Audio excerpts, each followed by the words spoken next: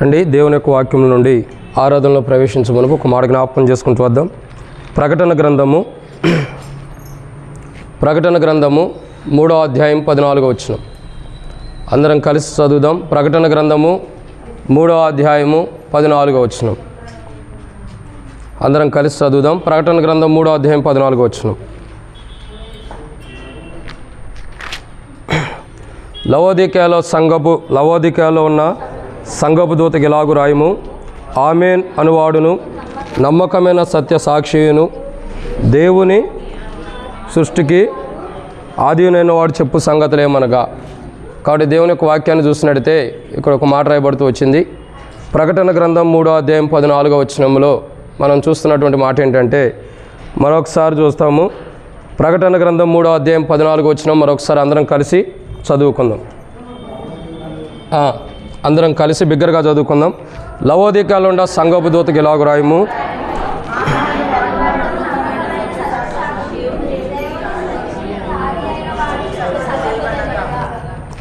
కాబట్టి దేవుని యొక్క వాక్యాన్ని చూసినట్లయితే ఇక్కడ రాయబడినటువంటి మాట ఏంటంటే, లవోదికయలో ఉన్న సంఘపు దూత, ఆ దూతకి రాయబడుతున్నటువంటి మాటను చూసినట్లయితే ఏమని రాయబడుతూ వచ్చింది? ఆమేన్, తర్వాత అనువాడు, తర్వాత నమ్మకమైన, తర్వాత సత్య సాక్షి, తర్వాత దేవుని సృష్టికి, తర్వాత ఆది అయిన వాడు చెప్పు సంగతులేమనగా. కాబట్టి దీంట్లో అనేక కోణాలన్నీ విభజించబడుతూ వస్తున్నాయి. దీని విషయాలు మనం ఇప్పటికే కొన్ని విషయాలు జ్ఞాపకం చేసుకుంటూ వచ్చాం. ఇప్పటికే మనం ప్రకటన గ్రంథంలో మరి 1వ అధ్యాయం 11వ వచనంలో రాయబడినట్టు 7 సంఘాలు ఉండే 7 సంఘాల గురించి, 7 సంఘపు యొక్క చరిత్రల గురించి మనం ధ్యానించుకుంటూ వస్తున్నాం. ఇప్పటికే 6 కంప్లీట్ అయినాయి. మొదటి సంఘం పేరు ఏంటి? ఎఫెసు అనగా సంపూర్ణమైన ఉద్దేశం కలిగింది. 2వ సంఘం పేరు స్మరణ అనగా చేదు శ్రమల వాసన. 3వ సంఘం పేరు పెర్గమ అనగా గోపురము దుర్గం. 4వ సంఘం పేరు తుయతైర అనగా పరిమళ త్యాగంతో కూడిన సువాసన. 5వ సంఘం పేరు సార్దీస్ అనగా ఉజ్జీవము రహస్యంగా పారిపోయినది. 6వ సంఘం పేరు ఫిలదెల్ఫియా అనగా సహోదర ప్రేమ. 7వ సంఘం పేరు లవోదికయ. సో ఇప్పటికే మనం ఏం చేస్తూ వచ్చామంటే 6 సంఘాల గురించి గత 6 నెలలు ధ్యానిస్తూ వచ్చాం. ఇప్పుడు మనం 7వ సంఘం గురించి ధ్యానిస్తున్నాం. సో ఈ సంఘము ఎన్ని రోజులు ధ్యానించబడుతుంది? 6 నెలలు ధ్యానించబడుతుంది. కాబట్టి దీంట్లో ఇప్పటికే ఎన్ని వారాలు ధ్యానిస్తూ వచ్చాం?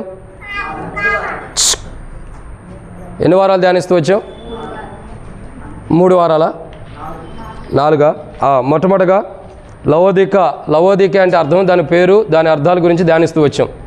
2 ఆమేన్ గురించి, ఏ విషయాల్లో ప్రభు మన విషయాలు ఆమేన్ అన్నాడు, మనం ఏ విషయాలు ఆమేన్ అనాలి. తర్వాత నమ్మకమైన వాడు, తర్వాత అనువాడు. సో ఇట్లా మనం అనువాడు అంటే అర్థం ఏంటి? అనువాడు అంటే అర్థం ఏంటంటే ఆ దేవుడు చెప్పింది చెప్పినట్టు చేసేవాడు అని అర్థం. మరొక అర్థం కూడా ఉంది. ఏమని అర్థం? పిలువబడిన వాడని అర్థం. ఒకటి ఏమని ఉంది? అనువాడు అంటే అర్థం ఏంటి? చెప్పింది చెప్పినట్టు చేసేవాడు అని అర్థం. సో ఆయన ఏం చెప్పాడు, మన పట్ల ఏం చేశాడు, తర్వాత మనకు చెప్పినవి మనం ఏం చేయాలన్నది బైబిల్లో గత ఆదివారం నేను లేని సువార్తకి వెళ్ళాం కాబట్టి అంతకుముందు ఆదివారం మనం చూస్తూ వచ్చాం. సో ఈ ఆదివారం మనం చూసేటటువంటి మాట ఏంటంటే అనువాడు. సో అనువాడు అంటే 2వ కోణం ఉంది. ఒకటి చెప్పింది చెప్పినట్టు చేసేవాడు. 2వ కోణం ఏంటంటే పిలువబడిన వాడని అర్థం.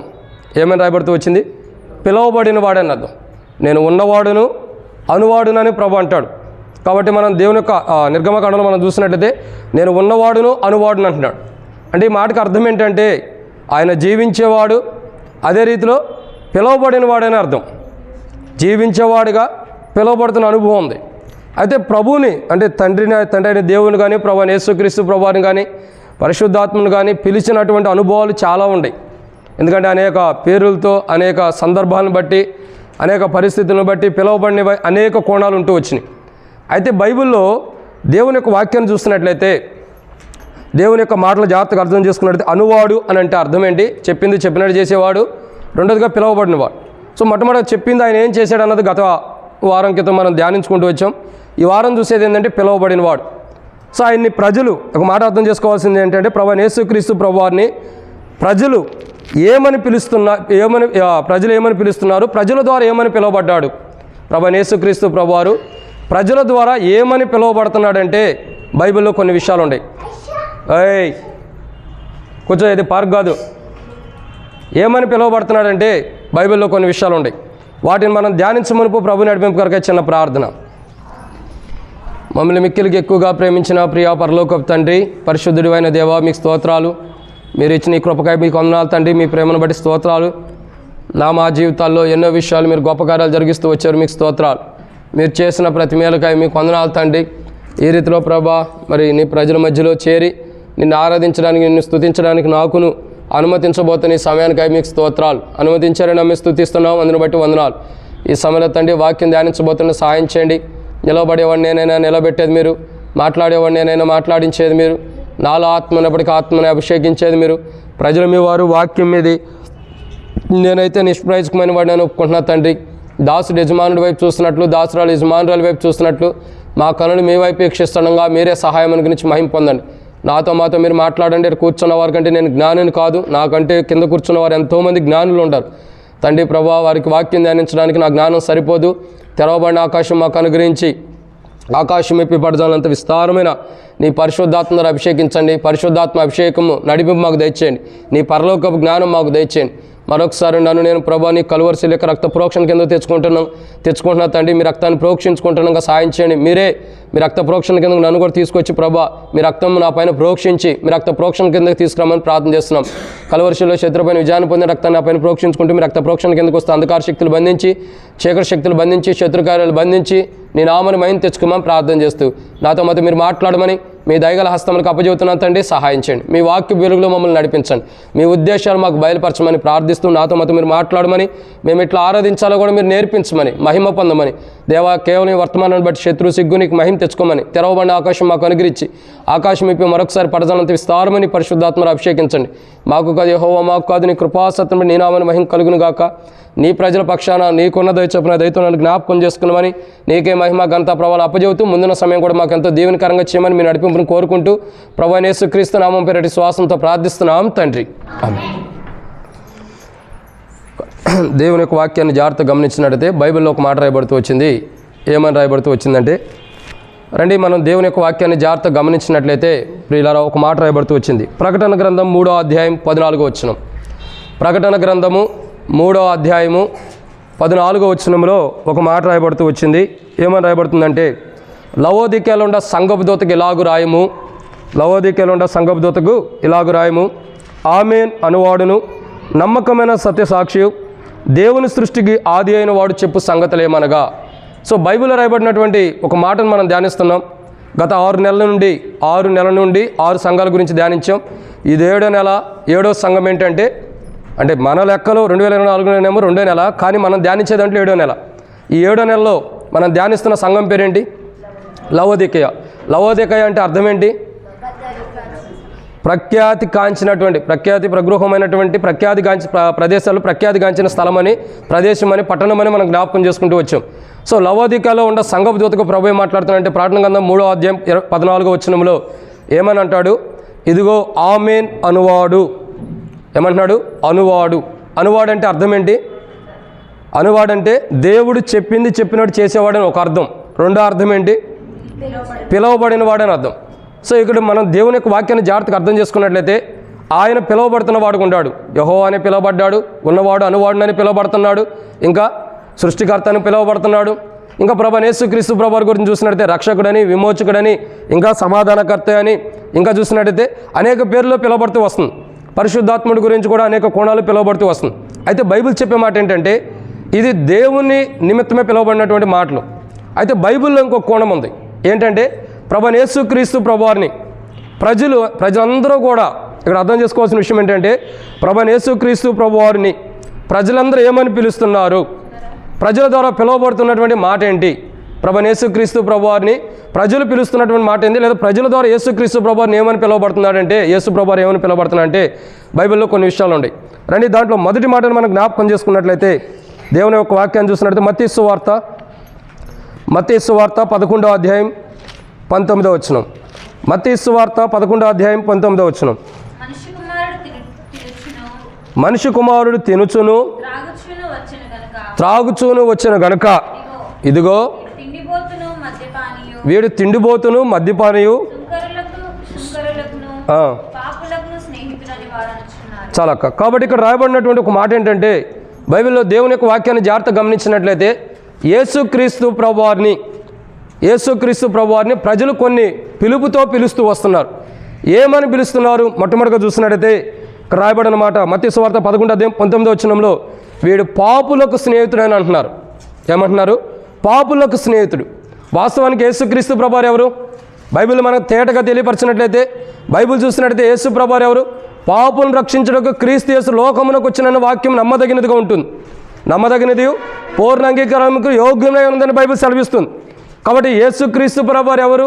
యేసుక్రీస్తు ప్రభువారు ఎవరంటే పాపులను పిలవడానికి వచ్చాడు.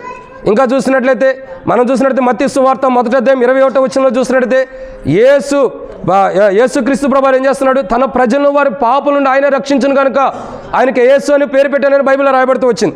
సో యేసుక్రీస్తు ప్రభువారి గురించి మనం అర్థం చేసుకున్నట్లయితే యేసుక్రీస్తు ప్రభువారు పాపులుగా అంటే ఒక పాపిగా పిలువబడుతూ వస్తున్నాడు. వాస్తవానికి ఆయన పాపిగా పిలువబడినప్పటికీ ఆయన ఏం చేస్తూ వచ్చాడంటే పాపులు పిలవడానికి వచ్చాడు. ఎవరైతే పాపంలో ఉంటారో, ఎవరైతే పాప జీవితంలో జీవిస్తున్నారో, ఎవరైతే పాపంలో కూరిపోయి ఉన్నాడో, ఎవరైతే పాప జీవితం కలిగి నిస్సహాయ స్థితిలో పాపాన్ని బట్టి తీర్పు తెచ్చుకుని నరకానికి వెళ్ళడానికి సిద్ధంగా ఉంటాడో అటువంటి వ్యక్తిని పిలిచి అటువంటి వ్యక్తిని పిలవడానికి యేసు ప్రభు వస్తే, కానీ ప్రజలందరూ కూడా అంటున్నాడు కదా వీడి పాపులతో స్నేహితుడని ప్రజలందరూ కూడా పిలుస్తూ వస్తున్నారు యేసు ప్రభు అని. ఏమని అంటున్నారు?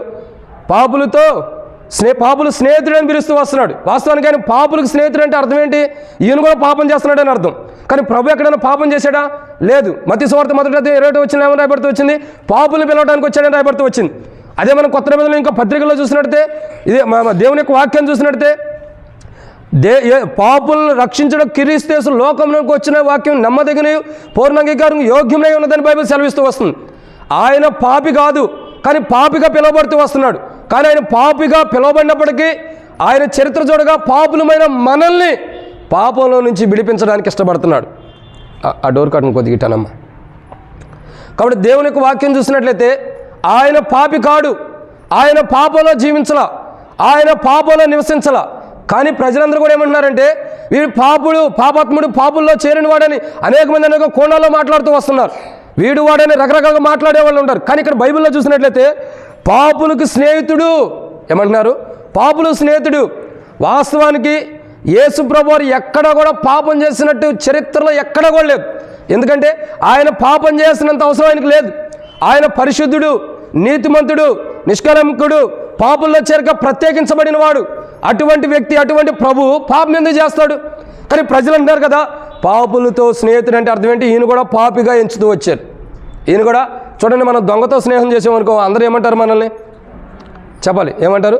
దొంగగానే ఎంచుతారు. మనం ఒక వ్యభిచారితో స్నేహం చేస్తే వ్యభిచారనే అంటారు, అవును కదా. ఓ మోసగాడితో స్నేహం చేస్తే మోసగాడేనే అంటారు. ఎందుకని? దాంట్లో మనకు కూడా పాలు పంపులు ఉంటాయి కాబట్టి. సో బైబిల్ చెప్పేటటువంటి ఒక చక్కటి మాట ఏంటంటే యేసుక్రీస్తు ప్రభువారిని ప్రజలందరూ ఏమని పిలుస్తున్నారంటే పాపి లేదా పాపులతో స్నేహితుడు. ఇతడు కూడా పాపం చేసిన వాడని ప్రజలు ఎంచుతూ వచ్చారు. కానీ ప్రజలు ఎంత ఎంచినా ప్రభు యొక్క దృష్టి, ప్రభు యొక్క ఆలోచన, ప్రభు ఎలాంటి వాడంటే ప్రజలందరూ ఈయన పాపాత్ముడు అన్నప్పటికీ పాపంలో నివసిస్తున్న మనుషుల్ని రక్షించడానికి యేసు ప్రభు ఈ లోకానికి వచ్చాడు. అందరేమో ఈయన పాపాత్ముడు అంటున్నారు, కానీ ప్రభు ఏమో పాపంలో నివసిస్తున్న మనల్ని రక్షించడానికి ఈ లోకానికి వచ్చాడు. అందరూ పిలుపు ఎలా ఉంది ప్రభు మీద? పాపి, ఇతడు పాపాత్ముడని పిలుస్తున్నారు, లేదా ఒక పాపులకు స్నేహితుడని పిలుస్తున్నారు ప్రభుని. కానీ అందరూ ప్రభునేమో ఒక పాపిగా ఎంచారు, పాపిగా పిలుస్తున్నారు. యేసుక్రీస్తు ప్రభువారు ఒక పాపాత్ముడని పిలుస్తున్నారు. కానీ అంటే వాళ్ళ పిలుపు అలా ఉంది. కానీ యేసు ప్రభువారు పాపాత్ముడా? కాడు. ఆయన పరిశుద్ధుడు. ఆయన ఏం చేస్తున్నాడు? పాపంలో నివసించిన వారిని పరిశుద్ధపరచడానికి వచ్చాడు. కానీ ప్రజలందరూ ఏమంటున్నారు? ఆయన అనేకుని పరిశుద్ధపరచడానికి వస్తే ఈయనే పాపాత్ముడని ప్రజలు అంటున్నారు. ఆయన మన కొరకై పాపిగా పిలువబడుతూ వచ్చాడు. ఎందుకు? పాపంలో ఉన్న మనల్ని పరిశుద్ధులుగా చేయటానికి. ఇది మొదటి మాట. రెండో విషయాన్ని చూద్దామండి. దేవుని యొక్క వాక్యాన్ని చూసినట్టయితే మత్తయి సువార్త 11వ అధ్యాయం 19వ వచనం. 11వ అధ్యాయము 19వ వచనం. మనిషి కుమారుడు తినుచు త్రాగుచు వచ్చిన గనుక ఇదిగో వీడు తిండిపోతును మద్యపానీయు సుంకరులకును పాపులకును స్నేహితుడని అనుచున్నారంటే పిలిచారని అర్థం, చెప్పారని అర్థం. ఏమని మాట్లాడుతున్నారు? సుంకరులకు స్నేహితుడని మాట్లాడుతున్నారు. ఒకటి పాపులు స్నేహితుడు అన్నారు. ఆయన పాపి కాదు, కానీ పాపలున్న మనుషుణ్ణి, పాప జీవితాన్ని తీసివేసి, ఆ మానవుడు ఎట్టి పాపలున్న ఆ పాప జీవితాన్ని తీసివేసి పరిశుద్ధమైన జీవితానికి ఆయన వచ్చాడు. కానీ ప్రజలు ఏమంటున్నారంటే ఆయన పాపిగా పిలుస్తున్నారు, పాపులకు స్నేహితుడు అంటున్నారు. రెండు ఇక్కడ రాయబడిన మాట ఏంటంటే సుంకరులకు స్నేహితుడు. సుంకరి అంటే ఎవరు? గుత్తదారుడు. తర్వాత సుంకరుడు అంటే ఎవరు? ఓ రకంగా చెప్పాలంటే పన్ను కట్టించుకునేవాళ్ళు. ఎలా పన్ను కట్టించుకుంటారు? అన్యాయంగా కట్టించుకునేవాళ్ళు ఉంటారు. అవునా? పన్ను అంటే ఎలా కట్టించుకుంటారు?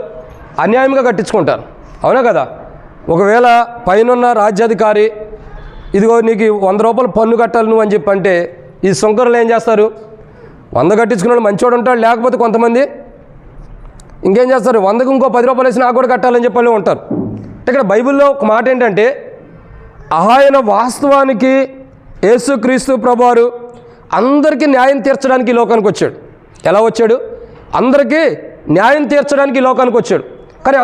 కానీ అందరూ ఏమని పిలుస్తున్నారు? అక్కడ ఉండేవాళ్ళు ఏమని పిలుస్తున్నారంటే సుంకరిగా ఎంచుతూ వస్తున్నారు. అంటే అర్థం ఏంటి? ఒక అన్యాయస్తుడిగా ఎంచబడుతూ వస్తున్నాడు. ఎలాగో ఒక అన్యాయస్తుడిగా. వాస్తవానికి ఆయన ఏ అన్యాయం చేయలా. వాస్తవానికి ఎవరికైనా అన్యాయం చేశాడా? వ్యభిచారం చేసిన స్త్రీ పట్టుబడినప్పుడు అమ్మ నీ పాపాలు క్షమించబడి అని క్షమించాడు. ఒక వ్యభిచారిని ఈ లోకంలో ఎవరైనా క్షమిస్తారా? కానీ ప్రభు అమ్మాని సంబోధించి క్షమించాడు. మరి చూసినట్లయితే కుష్ఠవ్యాధితో ఉండవారిని దగ్గర తీసుకుని ప్రేమ, తల్లి ప్రేమ, తండ్రి ప్రేమను కనపరిచి కుష్ఠవ్యాధి ఉండవాళ్ళని ఎవరైనా దగ్గరికి తీస్తారా? ఎవరో దగ్గరికి తీరు. కానీ ఆయన ఏం చేశాడు? దగ్గరకు తీసుకుని ప్రేమతో కనపరిచి వారికి ఏం చేశారు? వారి పక్షాన్ని న్యాయం చేసి వారికి స్వస్థతనిస్తూ వచ్చాడు. సో ఈ రీతిలో చెప్పుకుంటూ పోతే ఎన్నో విషయాలు ప్రభు గురించి ఉన్నాయి. ప్రభు ఎక్కడా కూడా ఎదుటి వ్యక్తికి అన్యాయం చేసినట్లేదు. కానీ ప్రజలు ఎలా ఉన్నారంటే సుంకరిగా ఎంచుతూ వస్తున్నారు. అంటే ఒక గుత్తదారుడిగా, పన్ను కట్టించుకునేవాడుగా, ఇంకా అన్యాయస్తుడిగా ప్రజలు ఎంచుతూ వస్తున్నాడు. అందుకే యెషయా గ్రంథంలో చూసినట్లయితే 53వ అధ్యాయం రాయబడుతూ వచ్చి అన్యాయపు తీర్పు నొందిన వాడే అతను కొనిపోబడెను. ఎలా కొనిపోబడ్డాడు? అన్యాయపు తీర్పు. ఏ నేరం చేయని ప్రభు, ఏ తప్పు చేయని ప్రభు, ఏ పాపం చేయని ప్రభు, ఏ లోపం లేనటువంటి ప్రభు అన్యాయపు తీర్పు ప్రభు మీద తీర్చబడి మన కొరకు అన్యాయస్తుడిగా కొనిపోబడుతూ వచ్చాడు. వాస్తవానికి ఆయన ఏ అన్యాయం ఎవరికి చేయలే. అదే అంటారు కదా, ఒక్కోసారి అంటాం అదే ఈ అక్క కానీ ఈ అన్న కానీ అయ్యా చిన్న చీమకు కూడా హాని చేయరంటాం. ఎవరికి? చీమకు కూడా హాని చేయరంటాం. ఒక మాట అర్థం చేసుకోండి, మనుషుడే ఇలా హాని చేయడం అనిపించుకుంటుంటే దేవుడు అన్యాయం చేస్తాడు ఎవరికన్నా? అసలు దేవుడు అన్యాయం చేస్తున్నాడంటే అది ఆ మాట అనటానికి కూడా మనం అలా అర్హులం కాదు. అది అసలు చల్లని మాట. ఎందుకంటే దేవుడు ఎవరికి అన్యాయం చేయడు. కాబట్టి దేవుని కుమారుడికి లోకానికి వచ్చిన ప్రభు యేసుక్రీస్తు ప్రభువారు ఎవరికి అన్యాయం చేయాల. కానీ మన నిమిత్తం అన్యాయస్తులమైన మనం ఎదుటి వ్యక్తికి అన్యాయం చేసిన వారికి ఉంటాం. ఎదుటి వ్యక్తికి అన్యాయం చేసి ఎదుటి వ్యక్తిని మోసం చేసిన వారికి ఉంటాం. అయినా అన్యాయస్తులమైన మన కొరకు, ఎదుటి వ్యక్తికి మోసం చేసిన మన కొరకు, ఎదుటి వ్యక్తికి అన్యాయం చేసిన మన కొరకు మనం అన్యాయస్తులమై ఉన్నప్పుడు మన నిమిత్తమై తాను అన్యాయస్తుడిగా ఎంచబడి తీర్పు నొందిన వాడుగా కనపడుతున్నాడు. చూడండి, మనం అన్యాయస్తులమి, మనం పాపులం. మనకు బదులుగా ఆయన పాపి అని పిలువబడి మనకు పరిశుద్ధత. ఇటో కూర్చో. మనం పాపులమి, కానీ మనకు బదులుగా ఆయన పాపి అని పిలువబడి ఆయనలో ఉన్న పరిశుద్ధత మనకిస్తున్నాడు. మనం పాపులుగా లేకుండా పరిశుద్ధులుగా చేశాడు. మనం అన్యాయస్తులమై ఉన్నప్పటికీ ఆయన అన్యాయపు తీర్పు నుండి మనల్ని న్యాయవంతులుగా సిద్ధపరుస్తూ వస్తున్నాడు. ఇది 2. 3వదిగా చూస్తున్నట్లయితే రండి, మత్తయి సువార్త 12వ అధ్యాయం. మత్తయి సువార్త 12వ అధ్యాయం 24వ వచనం. మత్తయి సువార్త 12:24. పరిసయ్యులు ఆ మాట విని వీడు దెయ్యములకు అధిపతి అయిన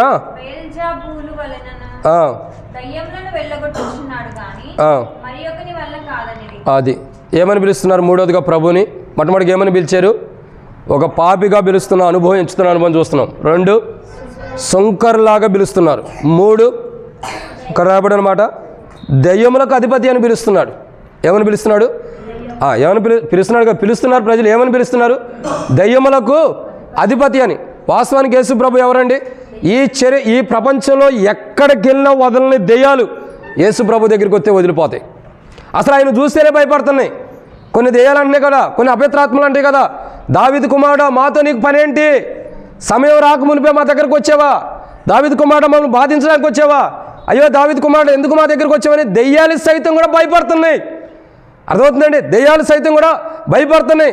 ఒక మాంత్రికుడి దగ్గరికి వెళ్ళినా, ఒక మాంత్రికుడి దగ్గరికి వెళ్ళి కూర్చున్నా, ఒక చేతబడి చేసేవారి దగ్గరికి వెళ్ళినా వదలనటువంటి దెయ్యాలు ప్రభువైన యేసుక్రీస్తు ప్రభు యొక్క నామములో మోకాళ్ళ నుంచి ప్రార్థించినప్పుడు ఎటువంటి దెయ్యమైనా సరే మానవుల్లో నుంచి వదిలిపెట్టి వెళ్ళిపోతుంది. మానవాళ్ళలో నుండి వదిలిపెట్టి వెళ్ళిపోతుంది. ఆయన దయ్యాలను వదిలించడానికి వస్తే, ఆయన దయ్యాలు పట్టిన మనలో ఉన్న దయ్యాలు పట్టిన మనలో ఉన్న దయ్యాలను వదిలించడానికి వస్తే ఈయన దయ్యాలకు అధిపతి అని పిలుస్తున్నారు. అది ఎంత విచిత్రమో చూడండి. అన్నీ ఆయన మనకు చేయటానికి వచ్చాడు, కానీ మనకు రావాల్సిన పేర్లన్నీ ప్రభువుకు పిలుస్తున్నారు. మనకు రావాల్సిన పేర్లన్నీ ప్రభువు పిలుస్తున్నారు. పాపులు ఎవరు? మనం. ప్రభువా? కాదు. అన్యాయం చేసేది ఎవరు? మనం. ప్రభువా? కాదు. కానీ పాపి అని పిలవబడుతున్నాడు, అన్యాయస్తుడు అని పిలవబడుతున్నాడు. మూడోదిగా దెయ్యాలు పట్టింది ఎవరికి? మనకి. దెయ్యం నివసించేది ఎవరికి? మనలో. కానీ ప్రభువుని ఏమంటున్నారు? దెయ్యాలకు అధిపతి అంటున్నాడు. అంటే అర్థం ఏంటి? అంటున్నాడు కదా, అంటున్నారు. చూడండి, మూడోదిగా ప్రభువుని ప్రజలు ఏమని పిలుస్తున్నారంటే, ప్రభు ఏమని ప్రజల ద్వారా పిలవబడుతున్నాడంటే దెయ్యములకు అధిపతి అని. దెయ్యాలు వచ్చి ఆయన పాదాల కింద పడుతున్నాయి. దావీదు కుమారుడు మమ్మల్ని విడిచిపెట్టి అంటున్నాయి. ఆ మోగదెం పట్టిన పిల్లవాడు యేసు ప్రభు దగ్గర తీసుకురావడంతోనే ఆ దెయ్యం విలవిల్లాడి పారిపోతూ వచ్చింది. అటువంటి సందర్భాలు బైబిల్లో ఉన్నాయి. దయ్యాలను వదిలించేవాడే ప్రభు అయితే దయ్యాలకు అధిపతి. అంటే దయ్యం బట్టి ఈయన కూడా ఒక దయ్యంగా ఎంచుతూ వచ్చారు. ఈయన కూడా ఒక దయ్యంగా ఎంచుతూ వస్తున్నారు. ఎంత అన్యాయమైన మాట చూడండి. ఆయన దయ్యాలు పట్టిన మనలో ఉన్న దయ్యాన్ని వదిలించడానికి వస్తే ఆయన దయ్యాలకు అధిపతి. పడతాయి, మీ అందరూ దెబ్బలు పడతాయి. కాబట్టి దేవుని యొక్క వాక్యాన్ని చూసినట్టయితే ఏమని పిలువబడుతుంది? దయ్యాలకి అధిపతి అని పిలువబడుతుంది. వాస్తవానికి ప్రభు వారి యొక్క విధానం అంతా వేరు. ఆయన మనలో ఉన్న దయ్యాలు వదిలించడానికి వచ్చాడు. మనకు పట్టిన దయ్యం పట్టి పిచ్చి పిచ్చిగా జీవిస్తూ, నెమ్మది లేక, ఇంకా మనశ్శాంతి లేక, కలవరంతో, బాధతో, దుఃఖంతో, సరిగా కూర్చోలేక, సరిగా నుంచోలేక, సరిగా తినలేని స్థితిలో ఉన్న మనకి, దయ్యం పట్టి ఇటువంటి స్థితిలో ఉన్న మనకి ఆ ప్రభువైన యేసుక్రీస్తు ప్రభువారు వచ్చి మనలో ఉన్న కలవరము, టెన్షన్స్, బాధ, దుఃఖము, సంతోషంగా ఆహారం కూడా తినలేనటువంటి దయ్యాల్ని, మనలో ఉన్న దయ్యాలను వదిలించడానికి ప్రభు వస్తే ప్రజలందరూ ఏమంటున్నారు? దయ్యములు పట్టినవాడని అంటున్నారు. ఏమంటున్నారు? దయ్యములు పట్టినవాడని సంబోధిస్తూ వస్తున్నారు, పిలుస్తున్నారు. ప్రజలందరూ ప్రభువైన యేసుక్రీస్తు ప్రభువుని ఏమని పిలుస్తున్నారంటే దయ్యములు పట్టినవాడని. పాపి అని పిలుస్తున్నాడు, అన్యాయస్తులని పిలుస్తున్నారు, పాపులని పిలుస్తున్నారు, అన్యాయస్తులని పిలుస్తున్నారు, దయ్యములు పట్టినవాడని పిలుస్తున్నారు. నిజంగా ఎంత దౌర్భాగ్యమైన స్థితి చూడండి. ఆయన మనలో ఉన్న దయ్యాలను వదిలించడానికి వస్తే ఆయన్ని దయ్యం పెట్టిన వాడుగా దయ్యాలకు అధిపతిగా పిలుస్తున్నారంటే ఎంత దారుణమైన స్థితితో. ఇది 3. 4వ విషయం చూద్దామండి. 4వ మాట చూసినట్టు మత్తయి సువార్త 11వ అధ్యాయం 19వ వచనం. మత్తయి సువార్త 11:19. మనిషి కుమారుడు తినుచును త్రాగుచును వచ్చాను గనుక ఇదిగో వీడు తిండిపోతని పిలువబడుతున్నాడు. ఏమని పిలువబడుతున్నాడండి? తిండిపోతు. ఎవరు పిలువబడుతున్నారు? నేను అంటా కదా, యేసుక్రీస్తు ప్రభువుని ఏమని పిలుస్తున్నారు ప్రజలందరూ? నేను అంటాం కదా, ఏమంటున్నారు? దెబ్బలు పడతాయి. యేసుక్రీస్తు ప్రభువుని ఏమని పిలుస్తున్నారు? తిండిపోతు అని పిలుస్తున్నారు. ఓకే, మరి 5 రొట్టెలు 2 చేపలు ఉన్నప్పుడు ఆయనే తిన్నాడా మొత్తం 5 రొట్టెలు 2 చేపలు? అర్థం చేసుకుని నేను అన్నమాట. 5 రొట్టెలు ఉన్నాయి, 2 చేపలు ఉన్నాయి. ఈ 5 రొట్టెలు 2 చేపలు ఎవరు తిన్నారు? ప్రభు తిన్నట్టు ఏమన్నా ఉంది అక్కడ? మరి తిండిపోతే ఎవరు చెప్పండి? తిండిపోతులు ఎవరు? ప్రజలే. కానీ ప్రజలందరూ ఏమంటున్నారు? ఈయన తిండిపోతు. ఇది చాలా విచిత్రం. అసలు మనం తిండిపోతులమై ఉండి, ఆహారానికి బానిసలమై ఉండి, తిండికి బానిసలమై ఉండి, చాలామంది ఎక్కడైనా ఫంక్షన్ జరుగుతుందంటే బిర్యానీ పెడుతుందంటే మందిరం మానేసే వాళ్ళు కూడా ఉంటారు కొంతమంది. మందిరానికి రాని వాళ్ళు కూడా కొంతమంది ఉంటారు. ఈరోజు రావేంటంటే అక్క ఫంక్షన్ ఉంది అక్క, ఎందుకు? ఆడికి వెళ్తే కొద్దిగా బిర్యానీ పెడుతున్నారు. ఎప్పుడు తినలేదా బిర్యానీ? ఎప్పుడు తినలేదా? ఎప్పుడు వాసన చూడలేదా? కొత్తగా తిన్నట్టు మన్నాను తిను, పరలోకం మన్నాను తిను. అది క్రొత్తదనం తీసుకొచ్చింది, అది రూపాంతరంలో తీసుకొచ్చింది. ప్రభువైన యేసుక్రీస్తు ప్రభువు యొక్క శరీరాన్ని తింటే, ప్రభువైన యేసుక్రీస్తు ప్రభువు యొక్క రక్తాన్ని తాగితే రూపాంతరంలోకి వస్తాం మనము. భౌతికమైన వాటి మీద మనసు కాదు. కానీ బైబిల్ అంటుంది కదా, ఈ తిండిపోతు అని ఎంచుతున్నారు. ఏమని పిలుస్తున్నారు? తిండిపోతు అని పిలుస్తున్నారు. కానీ అసలు తిండిపోతులు ఎవరు? బైబిల్లోనే ఉంది. ఆయన 5 రొట్టెలు 2 చేపలు ఆశీర్వదించి ఆయన తినలా. విస్తారమైనటువంటి విధానంలో ఆశీర్వదించిన ఆ 5 రొట్టెలు 2 చేపలు ఆయన తిన్నాడా? ప్రజలుగా పెట్టాడు.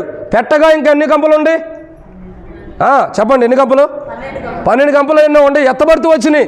మరి ఆ 12 గంపలు నా ఇంటికాడ పెట్టండి, నేను తింటాను అన్నాడా? లేదు, ప్రజలకే ఇవ్వటానికి ఇష్టపడుతూ వస్తున్నాడు. మరి ఆయన తిండిపోతే ఎక్కడై ఉంటాడు?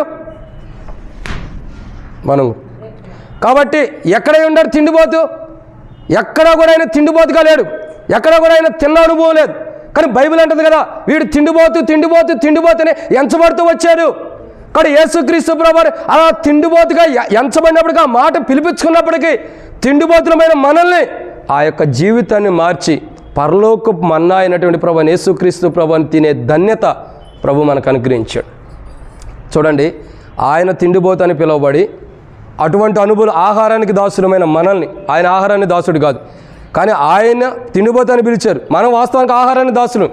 అటువంటి వారమైన మనల్ని పరలోకపు మన్నా ప్రభు యేసుక్రీస్తు ప్రభువారి యొక్క శరీరాన్ని తినే ధన్యత యేసుక్రీస్తు ప్రభువారు ఆయన తిండిపోతని పిలిపించుకుని పిలువబట్టడానికి ఇష్టపడ్డాడు. కానీ తిండికి దాసులమైన మనల్ని ఆ తిండి దాసత్వం నుండి విడిపించి దేవుని యొక్క ప్రభు యేసుక్రీస్తు ప్రభువారి యొక్క దేహాన్ని శరీరాన్ని తినేవాడిగా మనల్ని సిద్ధపరిచాడు ప్రభు. అందుని బట్టి మన నిమిత్తమే ప్రభు మనకు రావాల్సిన మాటని ప్రభుబడి మనల్ని రూపాంతరం తీసుకొస్తున్నది. ప్రభుని ఆరాధన చేద్దాం. ఇదన్నమాట 4. 5వ విషయాన్ని చూద్దారండి. మత్తయి సువార్త 11వ అధ్యాయం 19వ వచనం. మత్తయి సువార్త 11వ అధ్యాయం 19వ వచనం.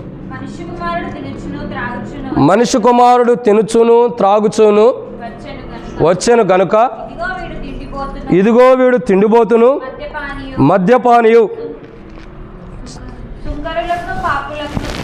చాలక్క, ఏమని రాయబడుతూ వచ్చింది? మద్యపానీయం అంటే మద్యం తాగేవాడిగా ఎంచారు యేసు ప్రభుని. ఎలా ఎంచారు? మద్యం తాగేవాడిగా. ఏమని పిలుస్తున్నారు? త్రాగుబోతు అని పిలుస్తున్నారు. మన భాషలో త్రాగుబోతు అంటే అర్థం ఏంటి చెప్పండి? మన భాష త్రాగుబోతు అంటే ఎవరు? మద్యం తాగేవాళ్ళు త్రాగుబోతు అని అంటాం. అవునా? ఏ మద్యం అది? చెప్పండి, ఏ మద్యం అది? తెలుసా తెలీదా? తెలిస్తే మరి చెప్పాలి. ఏ మద్యం అది? ఏమన్నా అనుభవాలు ఉంటే కూడా చెప్పొచ్చు. ఉండయా? ఏం లేవులే. అంటే తాగిన అనుభవం ఇవన్నీ ఏమైనా ఉండయా? లేదు. ఈ ప్రాంతంలో సిస్టర్స్ కూడా తాగేస్తున్నారు. మన ఎక్కడే సీనాన్న షాప్ దగ్గర కూర్చున్నాం, ఒక 3 అక్కలు పాపం బాధతో నడుచుకుంటూ వెళ్తున్నారు. పాపం ఏ హాస్పిటల్కి వెళ్తున్నారా అని చెప్పి అనుకున్నా. మార్కెట్లో చూశాను, వాళ్ళు సీనాన్న షాప్ దగ్గరకు వచ్చేసరికి పక్క నుండి కూర్చున్నారు. ఏందన్నా వాళ్ళందరూ ఇక్కడ కూర్చున్నారు, పాపం ఇప్పుడే నడుచుకుంటూ వచ్చారే, బాధల్లో ఉంటారేమో, పరామర్శించబోయామంటే వాళ్ళందరూ తాగుతానికి కూర్చున్నారని అన్నాడు. నిజంగానే వాళ్ళు బాటిల్ తీసుకుని తాగుతూ కారపూసలు అవన్నీ తెచ్చుకుని తింటూ ఉంటారు. అబ్బా ఇట్ట కూడా ఉంటారంటే నీకు చాలా చెప్పాల్సినవి ఉండే అన్నాడు సీనాన్న. సర్లే నీకు వద్దులే, నాకు ఇవన్నీ అవసరం లేదు అని చెప్పి కానీ ఇక్కడ అర్థం చేసుకోవాల్సిన విషయం ఏంటంటే త్రాగుబోతులు. ఎవరు త్రాగుబోతు? వాస్తవానికి మనం. నేనైతే ఎప్పుడు అలవాటు లేదులేండి, కానీ అనుకుందాం మనం త్రాగుబోతులు ఎవరు? మనమే. ఒకప్పుడు త్రాగిన వారం ఎవరేమే. ఇప్పుడంటే దేవుని నమ్మిన తర్వాత త్రాగుడు మానేశారు, కానీ ఇప్పుడంటే దేవుని నమ్మిన తర్వాత కొంతమంది తాగేవాళ్ళు కూడా ఉంటారు. ఇంకా దేవుని నమ్మిన రక్షణ మార్మోస్ బాప్తిసం పొందిన తాగేవాళ్ళు కొంతమంది ఉంటారు. కానీ ఇప్పుడు మనం ఎవరమే? తాగుబోతులమే. త్రాగుబోతులు అయ్యుంటప్పుడు ఒకప్పుడు ప్రజలు ఎలాంటి వారంటే, మనమంటే మనం కాదు, కొంతమంది ఉంటారు. త్రాగుడు బానిసైన వారు త్రాగుబోతులు కొంతమంది ఉంటారు. సో త్రాగుబోతులు ఎవరు? మనుషులు. కానీ దేవుని కుమారుడు త్రాగుబోతా కాదు. కానీ ఆయన ఏమంటున్నాడు? ఆయన ఏమంటున్నాడు కదా, ఆయన ఏమంటున్నారు? ప్రజలందరూ కూడా ఇతడు త్రాగుబోతని ఎంచుతూ వస్తున్నారు. వాస్తవానికి ఆయన త్రాగుబోతు కాదు. ఆయన ఎప్పుడు తాగిన అనుభవం కాదు. ఆయన ఎప్పుడు తాగాలన్న అంత అవసరం లేదు. కానీ ప్రజలందరూ కూడా ఏమనిస్తున్నారంటే ఇతడు త్రాగుబోతు అని పిలుస్తున్నారు. ఒక త్రాగుబోతుని త్రాగుబోతు అంటేనే ఓర్చుకోలేడు. ఒక త్రాగుబోతు నువ్వు త్రాగుబోతురు అంటేనే ఒప్పుకోడు. అటువంటిప్పుడు పరిశుద్ధుడైన ప్రభుని ఎలా పిలవగలుగుతున్నారు మనుషులు? ఒక త్రాగుబోతు నువ్వు త్రాగుబోతు అంటే ఒప్పుకుంటాడా? కర్ర తీసుకుని మనల్నే కొడతాడు. పోనీ తాగుండప్పుడు అన్నారా? ఇంకా డేంజర్. ఏది ఉంటే అది నెత్తి మీద వేసి కొడతాడు. కొడతాడు. అంటే ఒక త్రాగుబోతు నువ్వు త్రాగుబోతు అంటే కోపం వస్తుంది.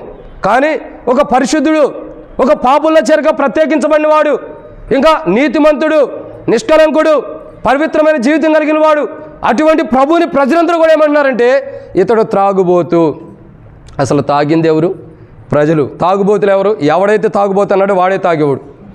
ఎవరైతే తాగుబోతులు అన్నారో వాళ్ళే తాగేవాడు. త్రాగుబోతులు అన్నవాడే తాగేవాడు ఉన్నాడు. ఆ తాగేవాడే తాను త్రాగుబోతు అయినప్పటికీ ప్రభువుని త్రాగుబోతుకి ఎంచుతున్నాడు. అయినా ఆ మాట కూడా మన కొరకే పిలువబట్టడానికి ఇష్టపడ్డాడు ప్రజల ద్వారా. ఎందుకంటే త్రాగుబోతుల యొక్క జీవితాలు మార్చేసి వారి కొరకే తన రక్తాన్ని చిందించి ఆ రక్తపు మడుగుల్లో నుండి మానవులు కడుగుతున్నాడు. ఎవరైనా త్రాగుబోతున్నాడంటే ఒకటే గుర్తుపెట్టుకోవాలి, త్రాగేది మద్యం కాదు. మనం ఆలోచించాల్సిన ఆ మద్యం తాగేటప్పుడు ఏం గుర్తు రావాలంటే మన కొరకై యేసు ప్రభువారు కార్చిన రక్తం గుర్తుకు రావాలి. ఏం గుర్తుకు రావాలా? మన కొరకై యేసు ప్రభువారు కార్చిన రక్తం గుర్తు రావాలి. చూడండి, ముంగట గ్లాసులో రక్తం ఎవరైనా పెట్టుకుని తాగుతారా? ఎప్పుడైతే ఒక త్రాగుబోతుకి ఆ రక్తం గుర్తొచ్చిద్దో తాగటం ఆపేస్తాడు. ఇప్పుడు ప్రభువు గుర్తొస్తే చాలు ఆపేస్తాడు. ఎందుకంటే ఆయన రక్తం అది మనం ఊహించుకుంటే ప్రభు యొక్క రక్తం నా కొరకు కార్చాడని మధ్యాహ్నం అది ఊహించుకోవడానికి, ప్రభు రక్తం నా కొరకు కార్చాడు, ఆయన నా కొరకే కార్చాడని ఎప్పుడైతే గ్రహిస్తామో అప్పుడు ఆ తాగేది విడిచిపెట్టడానికి ఇష్టపడతారు. చాలామంది క్రైస్తవులు మందిరాలకు వస్తూ రక్షణ మార్మోస్ పొందిన బాప్తిసం పొందిన త్రాగేవాళ్ళు ఉంటారు, రక్షణ మార్మోస్ బాప్తిసం పొందుకోకుండా తాగేవాళ్ళు కూడా ఉంటారు. కానీ త్రాగుబోతుల కొరకు ఆయన త్రాగుబోతుగా పిలువబడ్డాడు. పిలువబడి త్రాగుబోతుల యొక్క జీవితాలు మార్చాడు. ఇది ఎన్నోమాట? 5. 6వ విషయాన్ని చూద్దారండి. మత్తయి సువార్త 26వ అధ్యాయం. మత్తయి సువార్త 26వ అధ్యాయం 66వ వచనం. మత్తయి సువార్త 26వ అధ్యాయం 66వ వచనం. మీకేమి తోచుచున్నదని అడిగెను. అందుకు వారు వీడు మరణమునకు పాత్రుడనిరి. కాబట్టి ఇక్కడ రాయబడినటువంటి మరొక మాట ఏంటంటే, ఎన్నో మాట ఇది? 6. దేవుని యొక్క వాక్యం చెప్పబడే మాట, ప్రభువైన యేసుక్రీస్తు ప్రభుని ప్రజలందరూ ప్రభువైన యేసుక్రీస్తు ప్రభుని ఏమని పిలిచారు? ఇప్పటిగా ఎన్ని విషయాలు చెప్పాం? 5. మొట్టమొదటిగా ఏమని పిలిచారు? ప్రభువైన యేసుక్రీస్తు ప్రభుని పాపిగా పిలుస్తూ వచ్చారు, పాపులుగా ఎంచుతూ వచ్చారు. 2, అంటే అన్యాయస్తుడిగా పిలుస్తూ వచ్చారు. 3, దయ్యములు పట్టిన వాడుగా పిలుస్తూ వచ్చాడు. 4, తిండిబోతుగా పిలుస్తూ వచ్చారు. 5, త్రాగుబోతుగా పిలుస్తూ వచ్చారు. కానీ వీటన్నిటికి ఆపోజిట్ మనం ఉండాం. కానీ ప్రభు వాటితో సంబంధం లేదు. కానీ వాటికి ఆపోజిట్గా ప్రభు ఉన్నాడు.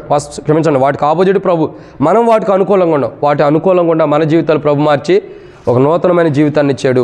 5 విషయాలు చూసాం. 6వ మాట ఏంటంటే, మత్తయి సువార్త 26వ అధ్యాయం 66వ వచనంలో రాయబడిన మాట ఏంటంటే, ఏమని రాయబడుతూ వచ్చింది?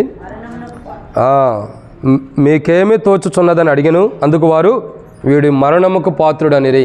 ఏమని పిలుస్తున్నారు? మరణమునకు పాత్రుడు. ఎవరిని పిలుస్తున్నారు? ప్రభువైన యేసుక్రీస్తు ప్రభువారు. యేసుక్రీస్తు ప్రభువారిని ఏమని పిలుస్తున్నారు? మరణమునకు పాత్రుడు అని పిలుస్తున్నాడు. వాస్తవానికి ఆయన మరణానికి పాత్రుడా? ఎవరు మరణానికి పాత్రులు? ఎవరు మరణానికి పాత్రులు? మనం మరణానికి పాత్రులం. ఎందుకని? అందుకే అనేక పర్యాయం చదువుకుంటూ వస్తాం. ఎఫెసీయులకు రాసిన పత్రికలో పాపం చేత అపరాధం చేత చచ్చిన వారు ఉండగా ఎవరు మరణానికి పాత్రులు? మనం. ఎందుకు? మనం పాపం చేసాం కాబట్టి మనం మరణానికి పాత్రులు, అవునా కదా? ఆజ్ఞాత క్రమమే పాపం, పాపం వల్ల వచ్చే జీతము మరణం. సో మనం మరణానికి పాత్రులు. మరణానికి పాత్రులమైన మనల్ని ఆయన ఏం చేస్తున్నాడు? ఆయన మన మరణం తప్పించి ఆయన మరణమునకు పాత్రుడిగా ఎంచబడుతున్నాడు. అర్థం చేసుకోండి. వాస్తవానికి మనం మరణానికి పాత్రులు, మనకు మరణం రావాలి. కానీ మరణానికి పాత్రులని ఎవరిని ఎంచాలి? మనల్ని ఎంచాలి. కానీ ప్రభువైన యేసుక్రీస్తు ప్రభువారు తాను మరణమునకు పాత్రుడిగా మనకు బదులుగా ఎంచబడి మనల్ని మరణం నుండి తప్పిస్తున్నాడు. ఏం చేస్తున్నాడు?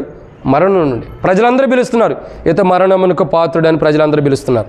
ఏమని పిలుస్తున్నారు? ఇతను మరణానికి పాత్రుడు. అందరూ పిలుస్తున్నారు, ఇతను మరణానికి పాత్రుడు.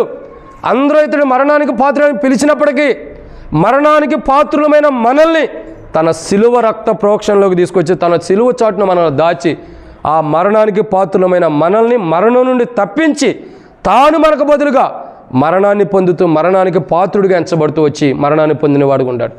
ఇక్కడ అటువంటి ప్రభువుని మనం ఆరాధించాలి. ఇది 6. 7వ విషయం చూద్దారని. మత్తయి సువార్త 22వ అధ్యాయం 53వ వచనం. మత్తయి సువార్త 22వ అధ్యాయం 53వ వచనం. క్షమించండి, మత్తయి సువార్త 27వ అధ్యాయము 27వ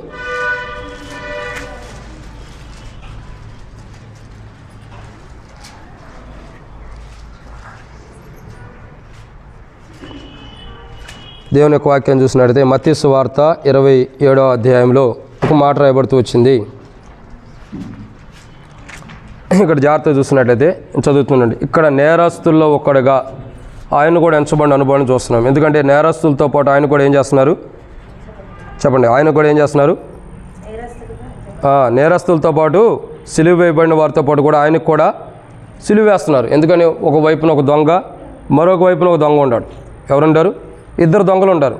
ఇద్దరు దొంగల మధ్యలో ఏం చేశారు? యేసుక్రీస్తు ప్రభువాన్ని పెట్టారు. పెట్టి ఏం చేశారంటే ఆయన్ని సిలువ వేయడానికి ఇష్టపడుతున్నారు. క్షమించండి, మత్తయి సువార్త కాదు, లూకా సువార్త. లూకా 22:53. లూకా 22:53. నేను అనుదినము మీ చెంత దేవాలయంలో ఉన్నప్పుడు మీరు నన్ను పట్టుకొనలేదు. అయితే ఇది మీ గడియయో అంధకార సంబంధమైన అధికారము అనను. తర్వాత లూకా సువార్త 22:53. నేను అనుదినము మీ చెంత దేవాలయంలో ఉన్నప్పుడు మీరు నన్ను పట్టుకోలేదైతే ఇది మీ గడియ అంధకార సంబంధమైన అధికారం అనెను. ఏ గడియ?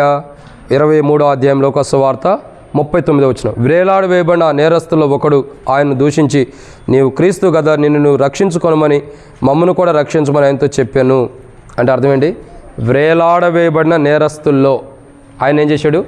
మధ్యన పెడుతూ వచ్చారు. అంటే అర్థమేంటి? ఆయన్ని కూడా నేరస్తుడిగా ఎంచుతూ వచ్చారు. అంటే ఒక నేరం చేసిన వాడికి ఎంచుతున్నాడు. అర్థమైందండి? ఏమించారు? ఒక నేరం చేసిన వాడిగా ప్రభుని ఎంచుతూ వస్తున్నారు. వాస్తవానికి ప్రభు ఏమైనా నేరం చేశాడా? ప్రభు ఏ నేరం చేసినట్టు ఎక్కడా లేదు.